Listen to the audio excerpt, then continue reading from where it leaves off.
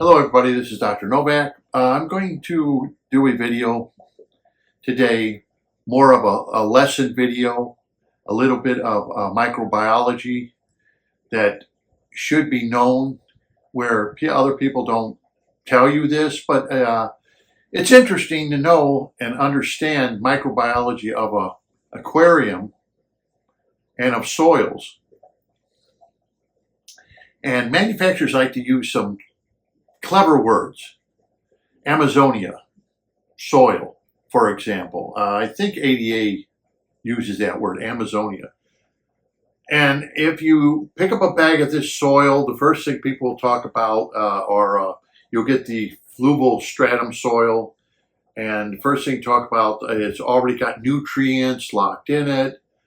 Some of it they claim is like volcanic, and the nutrients are locked in it for your plants and everything else. But you know what? That is not the whole story. There's a big, huge thing and science behind that than just saying, I put nutrients into my soil and I put it like the Warstat method. There's more to putting soil in your aquarium or a substrate into your aquarium than just a lot of nutrients. Because nutrients alone are not going to make your plants grow. And there's proof of that, and I will get into that in this video.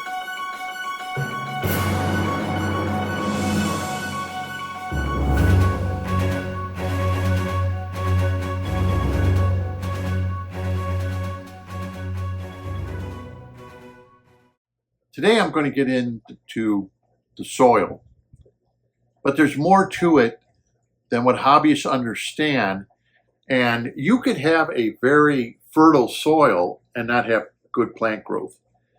We see this all the time, right? I hear it all the time. Oh, I set up my aquarium and I put root tabs in it and my plants are still not growing good, so I'm putting more fertilizer in it and everything else. And my plants still aren't growing good. We see this all the time. This is nothing new. This isn't a rare occasion. It's an occasion that happens a lot.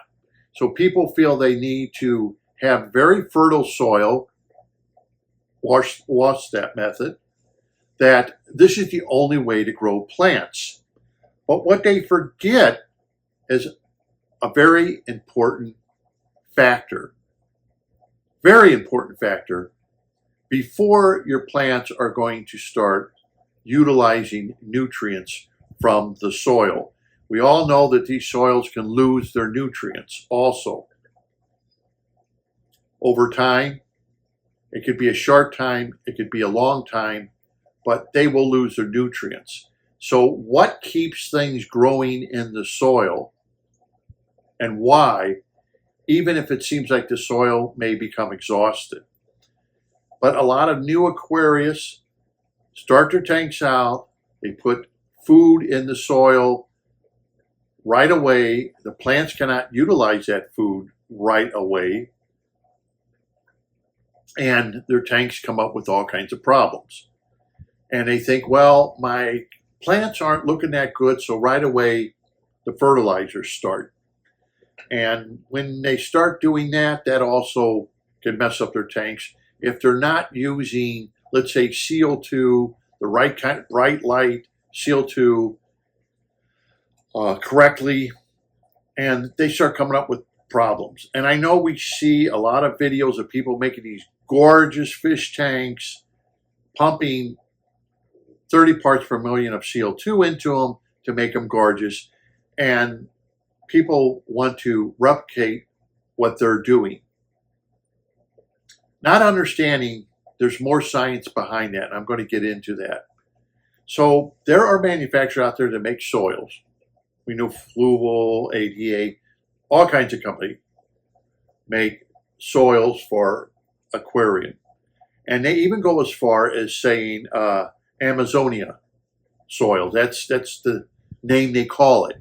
Kind of make the hobbyists think that this soil is like rich like the Amazon.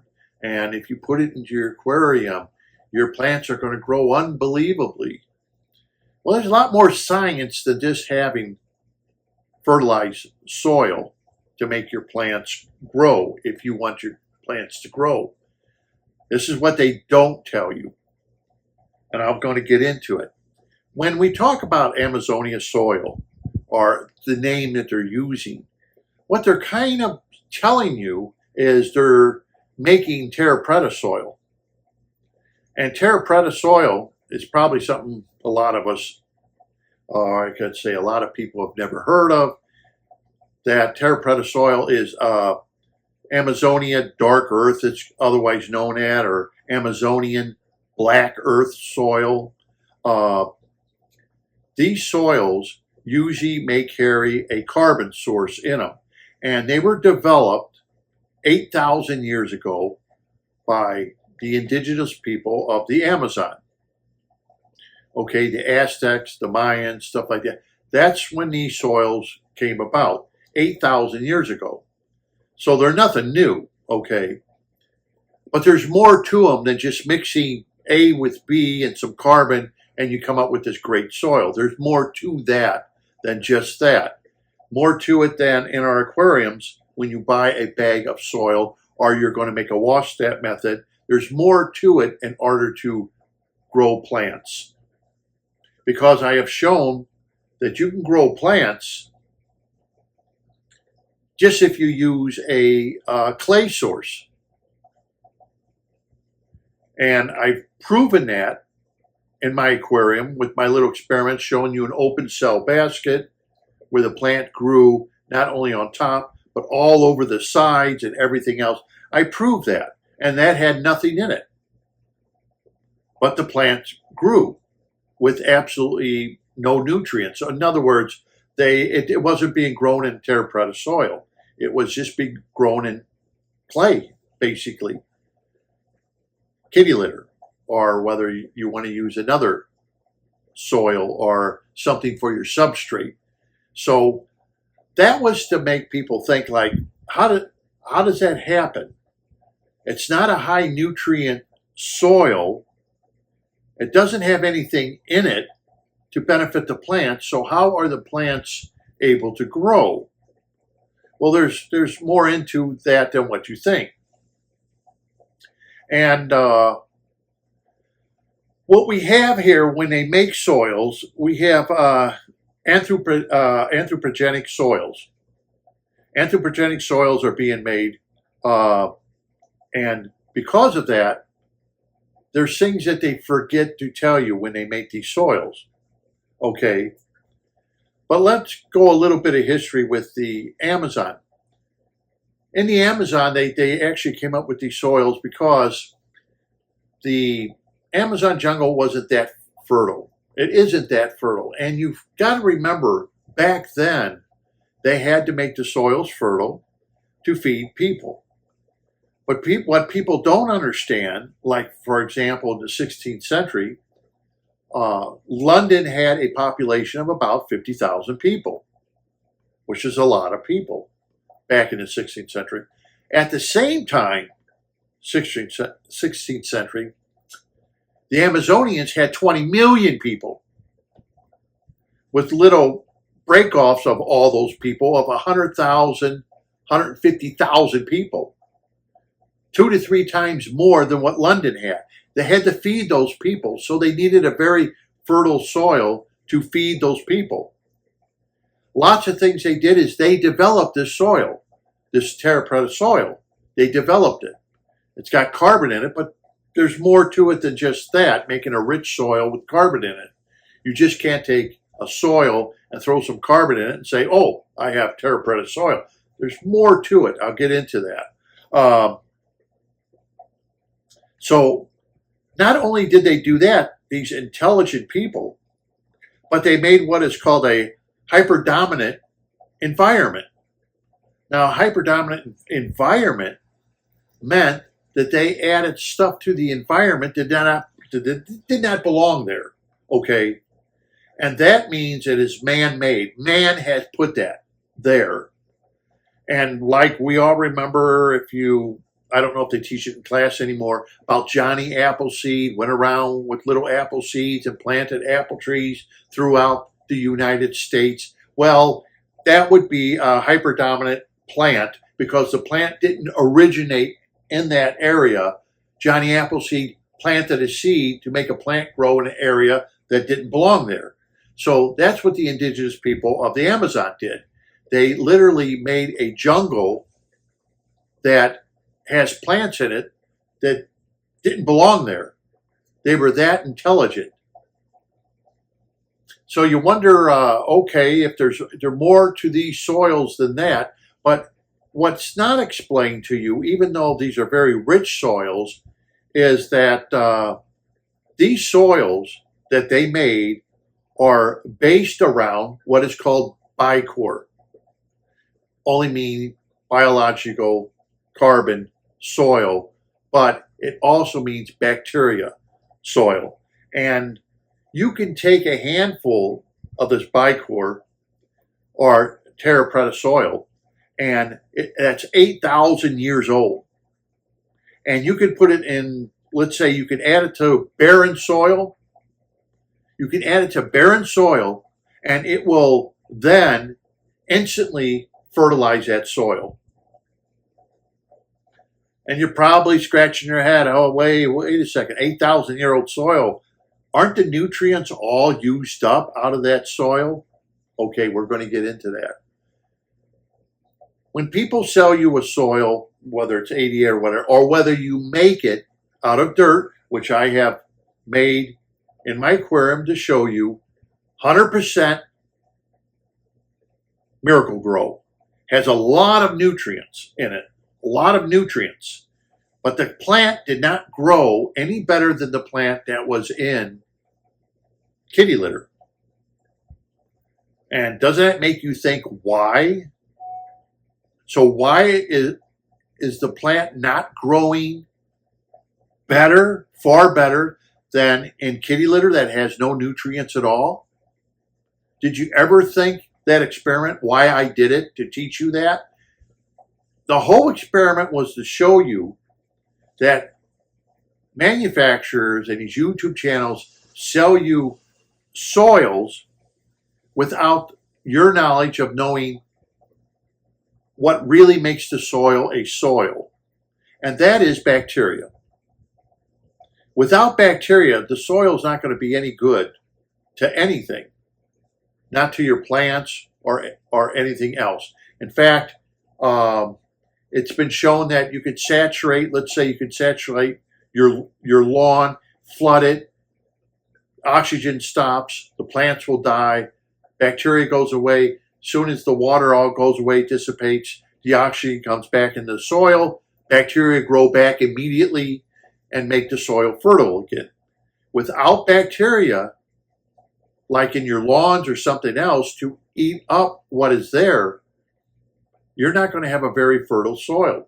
So in order to make, like I showed, the basket with the kitty litter in it and how the plants grew and it started growing out the side, watch my videos, you will see it. How did it do that when the soil was not fertile? The soil had lots of bacteria. It had oxygen coming in slowly. That oxygen was able to make a home for bacteria. It also brought in ammonia, which is an ion that's needed for plant growth. And that's why the plant began to grow. It had bacteria growth, exceptional bacteria growth, and it had a source of food. Even though I made pots, and I still have them here, out of 100% Miracle Grow, which would be your Warstat method, why didn't those pots supersede that of the basket that was nothing but kitty litter? One reason is because you can't get enough bacteria and the right kind of oxygen in there to benefit the plant. Yet you have lots of fertilization, you have lots of nutrients in there, which we all know. Why didn't the plant grow unbelievably big? Because we don't understand the biological bacteria that is growing in the substrate.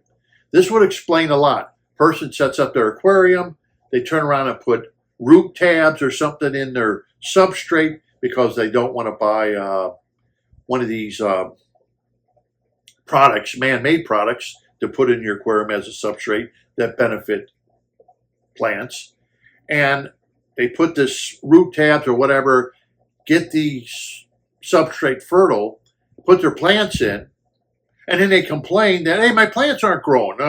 They must. I'm seeing this. I'm seeing nutrient poor. My plants aren't doing well. I put tablets in, so I decide to put more tablets in my soil, and they're not doing well. What's happening? So I go get the little fertilizer and start squirting it in. That's it. That's got to be the problem. And I tell people, you shouldn't have to add fertilizer for months and months into your aquarium. Well, what these hobbyists seem to forget is your soil needs to grow bacteria that is very beneficial to the plants. Without that bacteria, just like was proven with the Terra soil, without that bacteria, you don't have much of a soil. It's not going to instantly fertilize something, because if it doesn't have the bacteria, it's not going to instantly fertilize anything. It's going to be like our aquariums. You're going to have all these nutrients, or like the pots in my antique aquarium. You're going to have all these nutrients, and the plants can't utilize it because you don't have the right amount of oxygen, and you don't have the right amount of bacteria to benefit the plant. No one ever tells you this. So therefore, you start failing. And the reason you're failing is because you're not understanding microbiology of what's happening in your aquarium. Like I said, if you set up an aquarium with a plenum like my 90-gallon, I've shown you pictures how the plants just grew unbelievably. And I've told you that if you set up an aquarium like this and you decide to go with plants, you could end up with a jungle tank. Some plants are just going to take off and become dominant in your aquarium, and you'll end up with a jungle tank.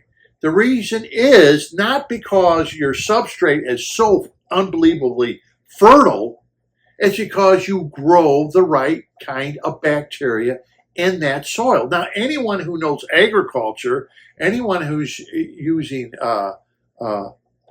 hydroponics, they all know this. Without that bacteria and the right amount of oxygen, your plants aren't going to grow no matter how fertile that soil is. It needs to have the bacteria in it. This helps break down organics and stuff like that. It helps the root systems of the plant. The science behind it, that is what it is. Okay, scientists understand that. It needs the bacteria. So the Amazonians apparently figured this all out 8,000 years ago. You just can't make a soil, because if you could just make a soil, then you would get manure and put it in. But manure has bacteria in it that came from your horse or your cow.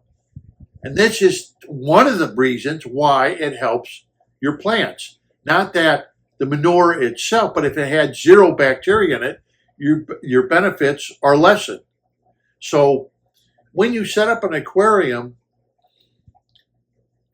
what you're trying to do is set up an environment of which the plants can live in with the right amount of bacteria and oxygen. Now, what happens if you set up an aquarium like I set up the pots in my antique aquarium? If you can't get the right amount of oxygen and bacteria to the root system, they don't grow. There's no reason on earth why the Crip I put in to my antique aquarium that's using Miracle-Gro, which I had people say, oh, you used the wrong kind of soil. Oh, really? Now we're, quote, specialized soil? I mean, that soil is just full of nutrients.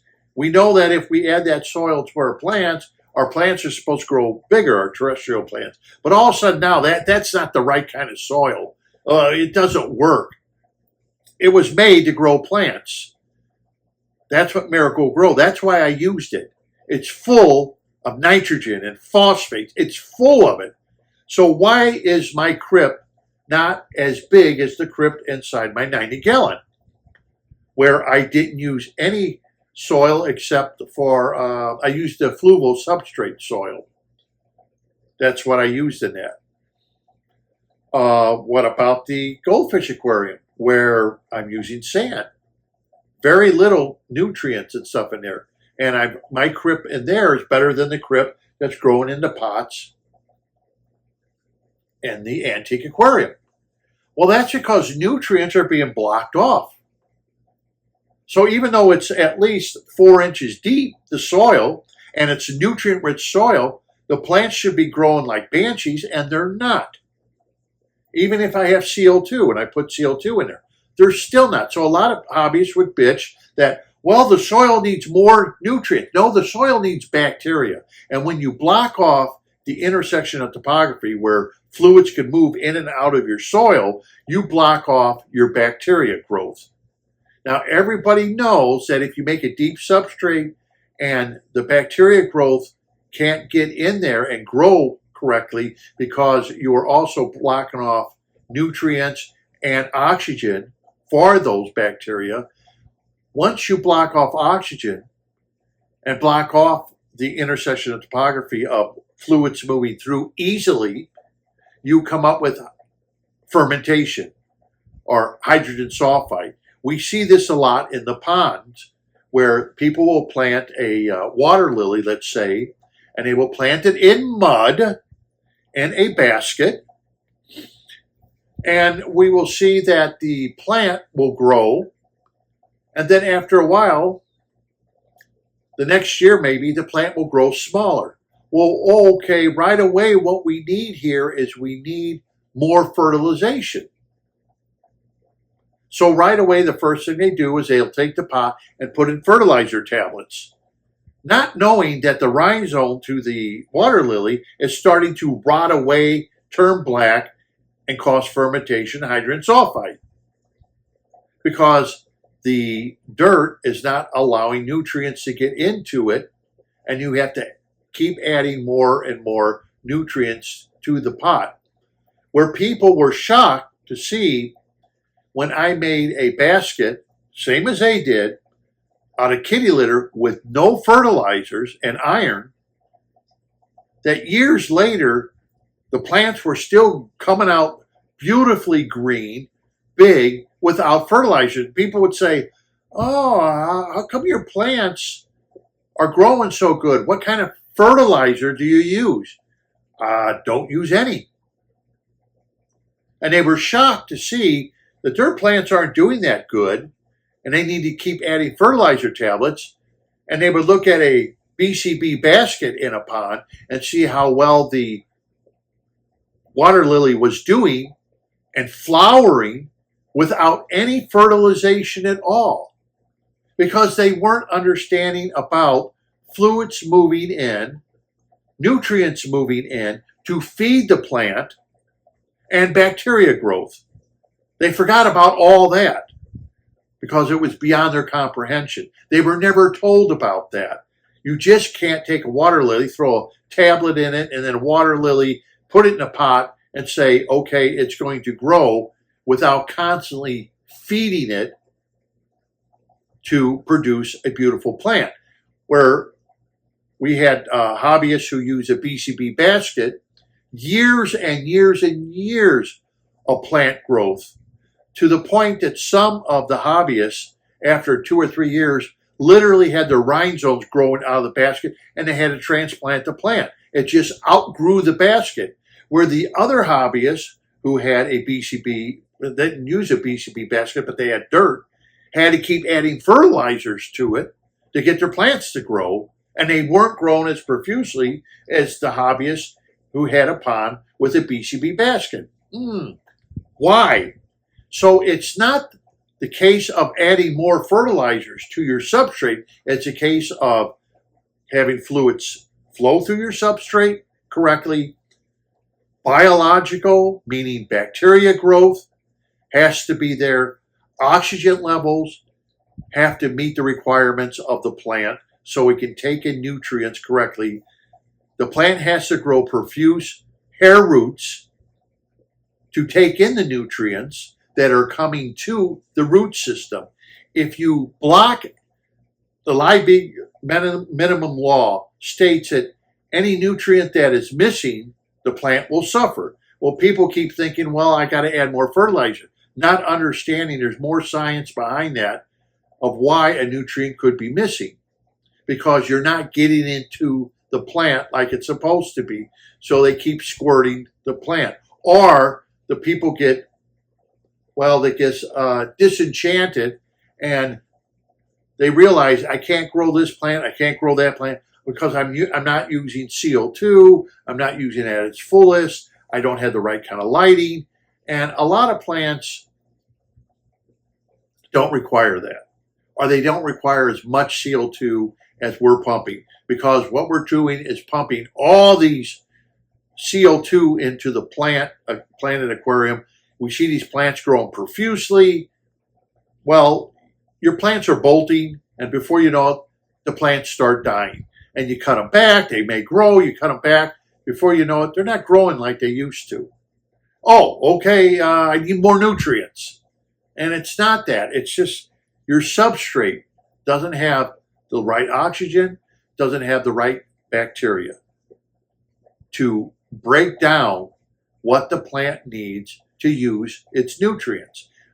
Because everyone keeps being told that nitrates, and phosphates, your plants need it. And therefore, my plants are suffering because I don't have enough nitrates and I don't have enough phosphates.